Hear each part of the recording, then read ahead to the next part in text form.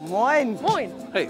Moin. Moin. Moin. Moin. Moin. Welcome to the first leg of our Meet the Germans road trip. And as you might have guessed from those greetings right there, we're up north.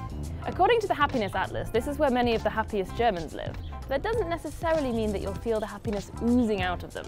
The Northerners are known for their cool approach and for being people of few words. Moin doesn't actually mean morning. It's thought to come from the Low German for good, and it can be used as a greeting at any time of day. You might also hear moin moin, but in some areas that's thought to be over the top. For our jaunt around northern Germany, we'll be visiting the states of Mecklenburg-Vorpommern, Schleswig-Holstein and Niedersachsen, as well as two of Germany's three city-states, Hamburg and Bremen.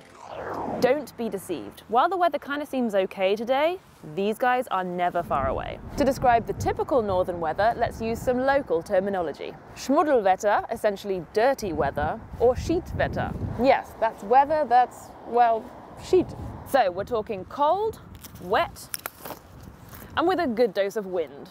And what does the north of Germany actually look like? Well, it's pretty flat and pretty green. There's more than 1,500 kilometers of coastline as well as many islands.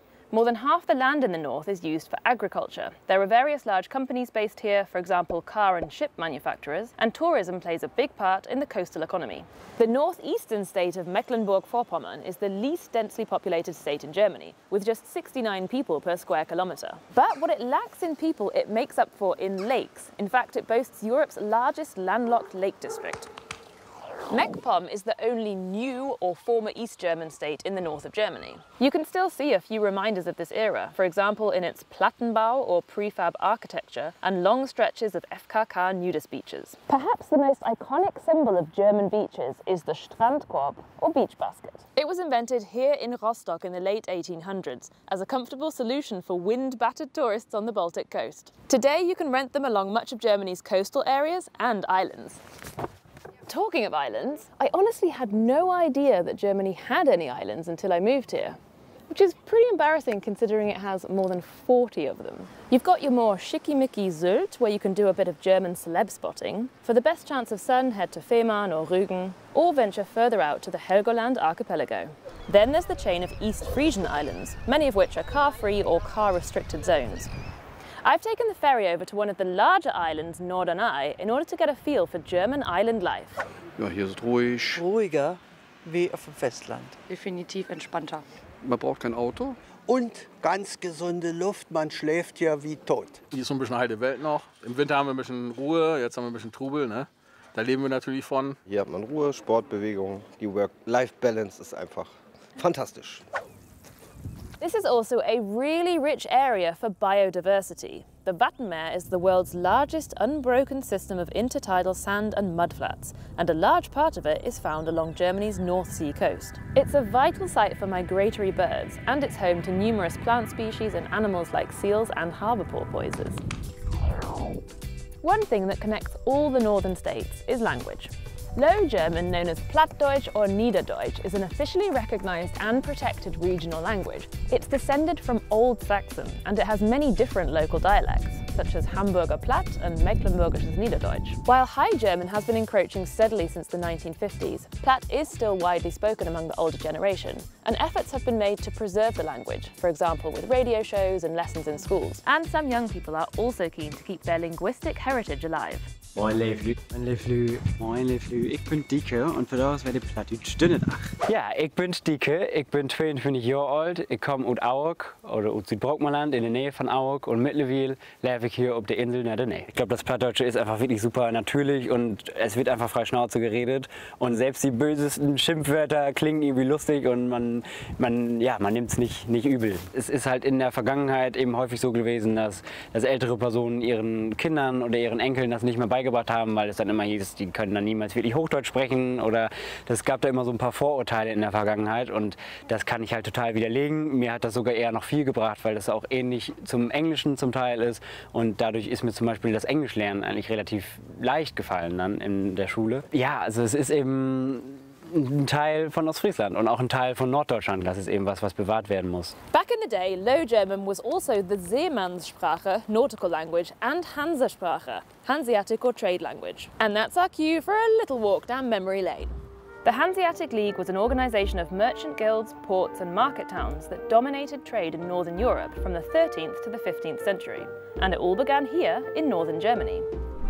Hanse was a medieval German word for guild or association, and the Hanseatic League was set up in order to protect mutual trading interests, from tax arrangements to defence against pirates. Lübeck in Schleswig-Holstein had easy access to both the North and Baltic Seas. It was the hub of the Hanseatic League and one of the most important trading posts in Northern Europe. Many northern cities like Lübeck, Wismar or Stralsund still wear their Hansestadt or Hanseatic City titles with pride. Have you ever wondered why cars registered in Hamburg have HH number plates? That stands for Hansestadt Hamburg. And here we are in Germany's second largest city. It boasts the third largest harbour in Europe, the largest warehouse district in the world, way more bridges than Venice, and more than 100 swans, a symbol of the city's historical sovereign status. This northern metropolis is also known for its Reeperbahn red light district, its striking Elbphilharmonie concert hall, and fish, fish, fish. Hamburg is also the youngest German state, with an average age of just over 42. Incidentally, red brick architecture, particularly Backstein Gothic or brick Gothic, is typical of northern Germany, which lacks sufficient natural supplies of building stone. Anyway, back to the fish. Unsurprisingly, seafood is a staple of northern cuisine. An absolute classic is Matjes, soused herring. Other traditional dishes up north include Kohl und Pinkel, that's kale and smoked sausage, and various hearty soups and stews. Labskaus was originally whipped up from long-lasting ingredients for sailors on long trips at sea. It's kind of a mush of corned beef and potato. If you're lucky, you might get some pickled herring and a fried egg on top. Fancy something sweet? Allow me to introduce you to one of my all-time favourite German foods, which was invented right here in Hamburg. The Franzbrötchen. Think cinnamon swirl, but even better. And of course, we can't neglect the beer. Exactly which brand you drink depends largely on where you are. Here in Bremen, just as everywhere else, there's plenty of local pride involved. But here in the north, we're generally talking some kind of Pilsner. But there's another drink that I've had on my bucket list for ages, Ostfriesentee. Move over Turkey and Great Britain. Ostfriesland is apparently the tea drinking capital of the world. The East Frisians drink an average of 300 litres of tea a year. And there's a whole ritual involved. I've come to Leer, the birthplace of East Frisian tea, to get initiated in a traditional tea ceremony. Als erstes braucht man erstmal einen schönen Kluntje. Der kommt zuerst in die Tasse. Dann gießt man den Tee ein und das knistert jetzt ein bisschen. Der Tee ist schön dunkel und kräftig. Das ist ein kräftiger Assam-Tee. Dann braucht man Sahne. Und das machen wir immer entgegen dem Uhrzeigersinn, weil wir beim Teetrinken die Zeit anhalten möchten. Und das Ganze nennt sich dann das Wulkje, weil das aussieht wie eine kleine Wolke. Umrühren darf ich nicht, oder? Nein, es wird einfach so in Schichten getrunken. Also man trinkt gleich erstmal so diese sahnige Schicht und dann trinkt man langsam eben sich durch bis zum letzten süßen Schluck. Die Menschen haben ja hier früher sehr viel auch draußen gearbeitet. Es war oft schlechtes Wetter, es war kalt, es war nass. Und da war so eine Teepause sehr willkommen, weil der Tee ist schön heiß. Außerdem wird bei der Zubereitung von Tee ja das Wasser abgekocht. Und das war sehr gut, weil das Wasser war oft sehr keimhaltig hier in Ostfriesland.